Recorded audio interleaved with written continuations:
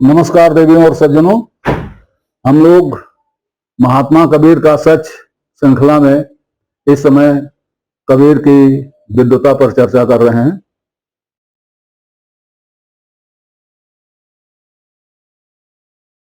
अगर कबीर वाणी को समग्रता से पढ़ा जाए और जरा सा ही हिंदी का ज्ञान हो, अगर आप सब पढ़ें तो आपको यह एहसास हो जाएगा कि कबीर कितने विद्वान थे। उसको आप क्रमशः व्यक्त भले न कर पाए, लेकिन यह तो आपके दिमाग में हो ही जाएगा कि कबीर विद्वान थे, पढ़े लिखे थे, ज्ञानी थे। हम बात कर रहे थे कबीर के उस दोहे पर, चीन चीन का गावहु भोरे, बाड़ी पड़ी न चीन, आदि अंत उत्पत्ति प्रलय, आपू ही कह दीन। कबीर कहते हैं ये तो तुमने ही कहा है, तुमको याद नहीं है, कहा तुमने ही। मैंने इसमें वर्ड्सवर्थ का संदर्भ दिया, आप लोगों ने पढ़ा होगा। अंग्रेजी में वर्ड्सवर्थ की रेनबो नाम की एक कविता है जिसमें वो कहते हैं child is father of man. और child is father of man कहने पर उनको पूरी दुनिया हाथों हाथ लेती है। और कबीर जब कहते हैं कि पहले जन्म पूत का होवे, बाप जन्मिया पाछे, तब कबीर को कह दिया जाता है उलटवासी है। ऐसा दुक्कड़ी है, रहस्यवादी बोली है कबीर की, बस खत्म बात। ये कबीर कहां से कह रहे हैं पहले जन्म पूत का होवे, बाप जन्मिया पाछे? वर्ड्सवर्थ ने तो रेनबो देखा था आसमान में, और कल्पना करते करते अपनी बात कहते कहते वो यहां तक पहुंचे थे। कबीर कैसे पहुंचे, कैसे पहुंचे होंगे? कुछ अंदाजा लग रहा है? नहीं लग रहा होगा, मैं आपको बताता हूं। एक रे ब्राह्मण नामक एक ग्रंथ है। आपको बता रहे हैं कि वेदों के भाष्य स्वरूप जो ग्रंथ लिखे गए उनको ब्राह्मण ग्रंथ कहा गया। वेदों के भाष्य स्वरूप जो जंगलों में ग्रंथ लिखे गए, जंगल में रहकर, उनको अरण्यक कहा गया। वेदों के भाष्य स्वरूप जो ग्रंथ ऐसे हैं जो शिष्य और गुरु के संवाद रूप में हैं, वो उपनिषद है। तो हेतरे ब्राह्मण, हेतरे नाम का ब्राह्मण ग्रंथ, उसमें राजा हरिश्चंद्र की एक कहानी है। कहानी मैं नहीं सुनाने जा रहा हूं। राजा हरिश्चंद्र के कोई औलाद नहीं थी, किसी ने औलाद नहीं थी तो बड़े चिंतित थे। घूमते घामते वीणा बजाते हुए नारद जी पहुंच गए। नारद से उन्होंने अपना कष्ट कहा, तो नारद ने उनको कुछ बताया। तो जो बताया वो तो लंबी बात है, छोटी बात बताता हूं। नारद कहते हैं कि संतान बहुत आवश्यक है और बिना संतान के मुक्त नहीं है। उसी क्रम में वो बताते हैं एक सूत्र वाक्य, तद जाया जाया भवति। पत्नी का एक समानार्थी शब्द जाया भी है, जाया। नारद बताते हैं कि उसको जाया क्यों कहते हैं। वो कहते हैं चूंकि वह पति को पुनः उत्पन्न करती है, इसलिए वह जाया है।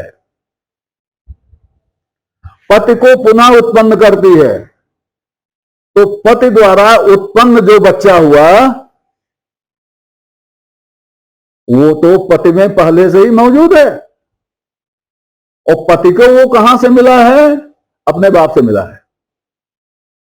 तो जिसको हम गुणसूत्र कहते हैं, ये गुणसूत्र हमारे पुरखों से हमें मिलता हुआ चला आया है। हम उसे भूल गए हैं, हम उसे एक्टिवेट नहीं कर पा रहे हैं, बस यही है। अन्यथा हमारे पूर्वज जो हैं, उन पूर्वजों का कुछ अंश हम में विद्यमान है, उस अंश को हम एक्टिवेट नहीं कर पा रहे हैं, इसलिए हम छीन रहे हैं कि किसका है किसका। अरे सब हमारा ही लिखा हुआ है, सब आपका लिखा हुआ, सब हमारा ही लिखा हुआ है। इस पर विचार कीजिए कि child is father of man, और पूत होता है तब बाप होता है। इस पर विचार कीजिए तो आप कहां पहुंचेंगे? अरे भाई, आप मनु तक पहुंचेंगे या आप कश्यप तक पहुंचेंगे या आप आदम तक पहुंचेंगे? तो एक ही से तो सब हुए हैं।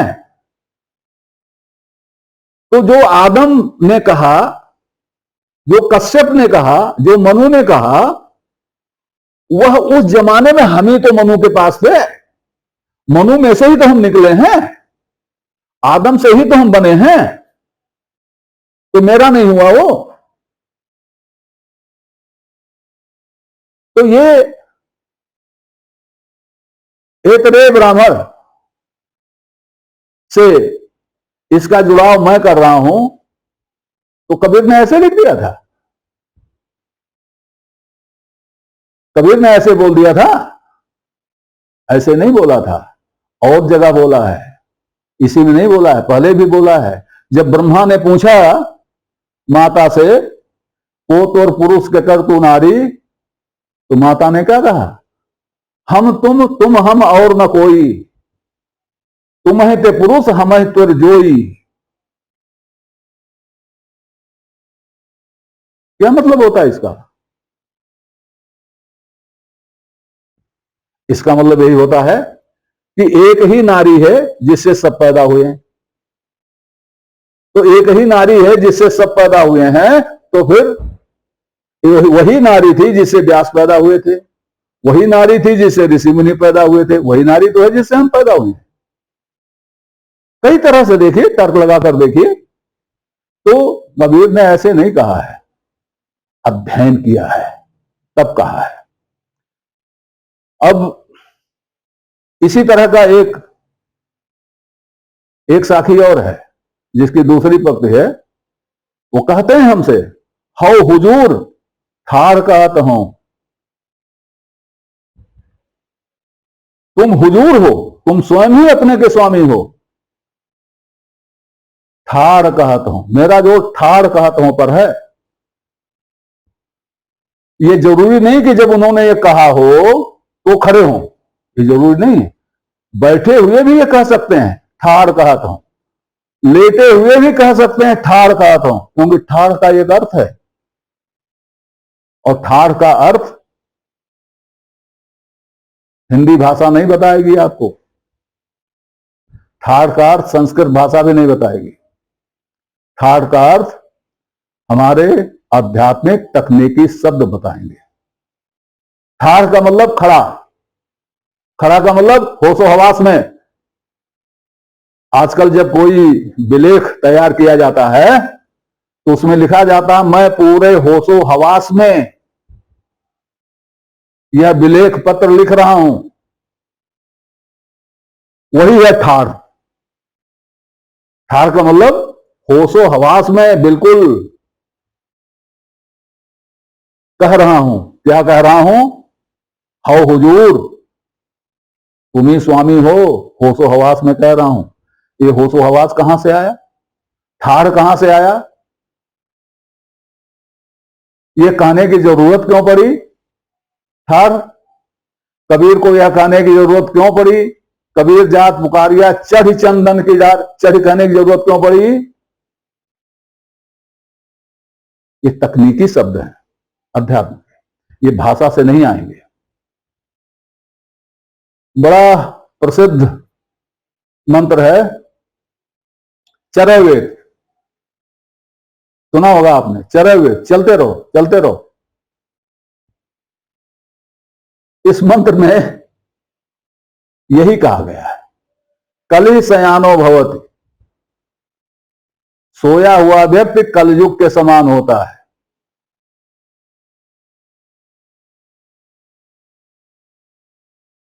और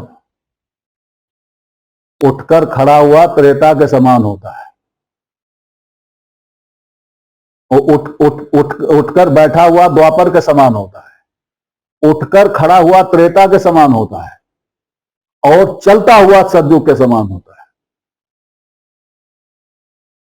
तो कबीर ये तो कह नहीं सकते थे मैं चल रहा हूं,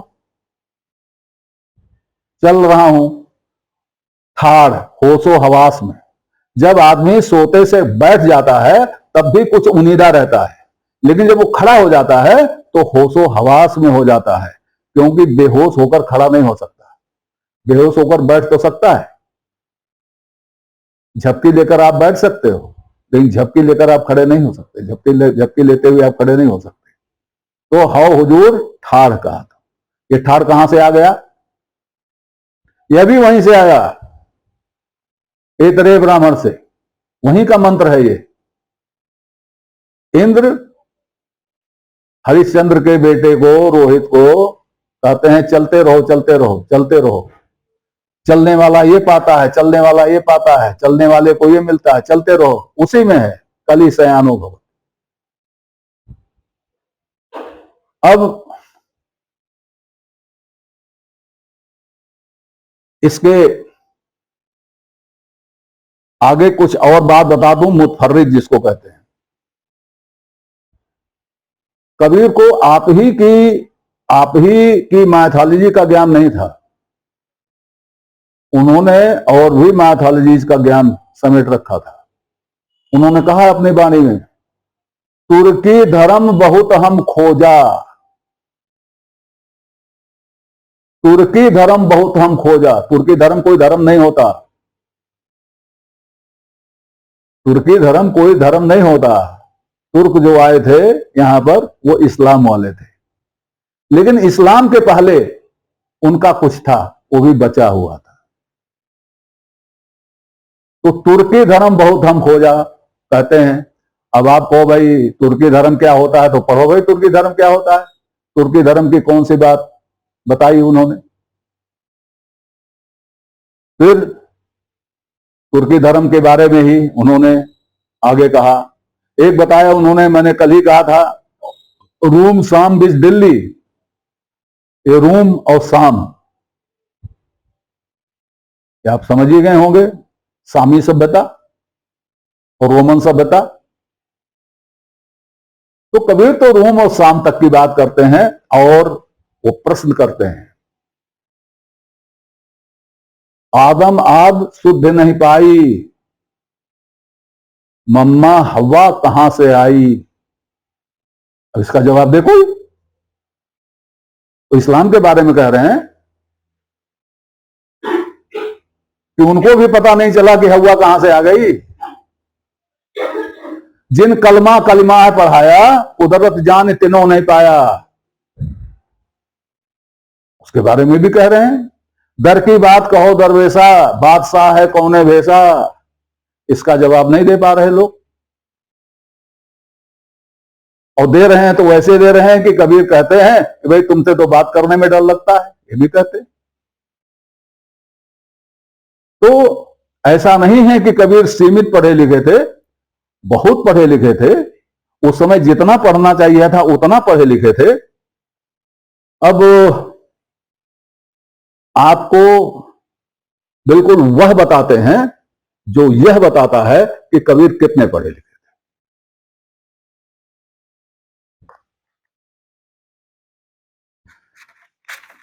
हो सकता है मैं पहले कह चुका हूं, लेकिन अब उसका वक्त आ गया है। रामायणी में कबीर कहते हैं, उपनिषदों की आलोचना करते हुए कहते हैं, और उपनिषद कितने हैं? 12-13 तो मैं जानता हूं, बाकी और कितने होंगे भगवान जाने। गिनती तो कोई पक्की नहीं है उपनिषदों की, लेकिन वो सारे उपनिषदों को जो उनके समय में थे उनको समेट देते हैं एक लाइन में, तत्वमसी इनके उपदेशा, ई उपनिषद कहें संदेशा, ई निश्चय इनके बड़ भारी, ताहिक वर्णन करें अधिकारी। कबीर का व्यंग है कि सारे उपनिषदों में तत्वमसी का उपदेश है, और यह अपने को बहुत बड़ा निर्णय समझते हैं तत्वमसी। जबकि कबीर का ब्रैकेट में लिख लीजिए कि कबीर कहते हैं कि कोई ऐसा बड़ा निर्णय नहीं है, उसको आगे कहेंगे, बताएंगे। अब आप लोग इसको नोट कर लीजिए, कबीर सारे उपनिषदों के बारे में कहते हैं तत्वमसी इनके उपदेशा, इनके उपदेश तत्वमसी के हैं, और उपनिषद सारे उपनिषद यही कहते हैं जितने भी उपनिषद हैं उनको आप पढ़ लीजिए, उसमें आपको यही तत्व, तत्वमसी वाला तत्व ही केंद्र में मिलेगा। यहां तक कि अभी आज हमारे एक मित्र ने हमारे एक लेख पर, उपनिषदों के बारे में लेख पर हमारे एक मित्र ने टिप्पणी की, जिसमें उन्होंने ये कहा कि गीता के 18 अध्यायों को 3 भागों में बांटा गया है, 6 अध्यायों में, और उन 6 अध्यायों में तत्, त्वम और अस्य का ही वर्णन किया गया है। अब वो उनकी टिप्पणी है, उनका अपना कथन है, उसके बारे में मैं कोई टिप्पणी नहीं करता, लेकिन ये तो हो ही गया कि लोग भी जानते हैं भाई गीता भी उपनिषद है, तो गीता उपनिषद है और गीता उपनिषद में भी तत्वमसी का ही विवेचन किया गया है। तो ये इतनी बड़ी बात कि सारे उपनिषदों में तत्वमसी ही है, कबीर एक झटके में कह दे रहे हैं, और आप एक झटके में कह दे रहे हो कि कबीर पढ़े लिखे नहीं थे। आप काटो इसको, आप काट नहीं पाओगे, अभी और आगे भी है इसमें। तो अगले अंक में मैं इसको और विस्तार से बताऊंगा। तब तक के लिए नमस्कार। आपसे निवेदन है कि श्रृंखला को अपनी लाइक दें, इसको सब्सक्राइब करें और कमेंट बॉक्स में जाकर अपनी टिप्पणी प्रस्तुत करें, अपनी जिज्ञासा व्यक्त करें, अपने प्रश्न पूछें। यथा समय आपकी जिज्ञासाओं और प्रश्नों का समाधान करने का प्रयास किया जाएगा। धन्यवाद।